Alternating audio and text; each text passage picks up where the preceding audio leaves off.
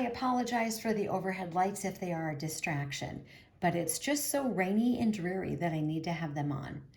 Okay, so we know that the Old Testament was written in Hebrew, the New Testament was written in Greek, and what I want to do is speak about the term synagogues.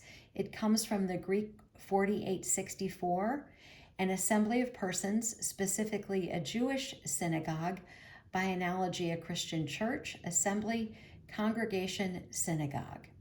There's 3 passages you should look up: Matthew 10, verse 17 and 18, Mark 13, verse 9 specifically, but all of Mark 13, and Luke 12, verse 11. I'm going to share the Mark 13, verse 9. The reason I'm choosing Mark to share is because Jesus is telling us about the destruction of the temple, the signs of the times at the end of the age, the tribulation, when Jesus will come. But specifically Mark 13, verse 9, here's what it says. But watch out for yourselves, for they will deliver you up to councils, and you will be beaten in the synagogues, and you will be brought before rulers and kings for my sake, for a testimony to them. So we've been talking a lot about the revival, the fake revival, etc.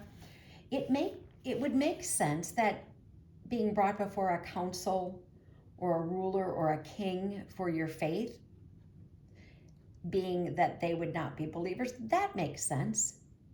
But why be beaten in the synagogues? Who's running the synagogues? That's a question you need to ask yourself.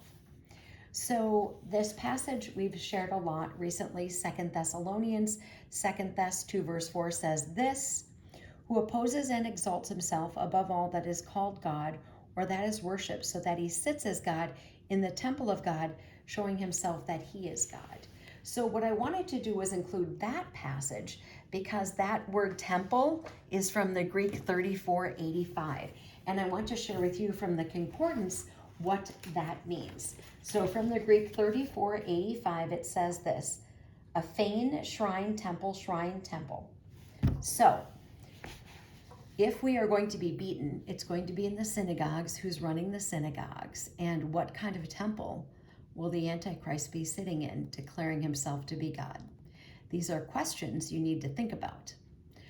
Armor up, we ride at dawn. May God bless you as always. Have a great day.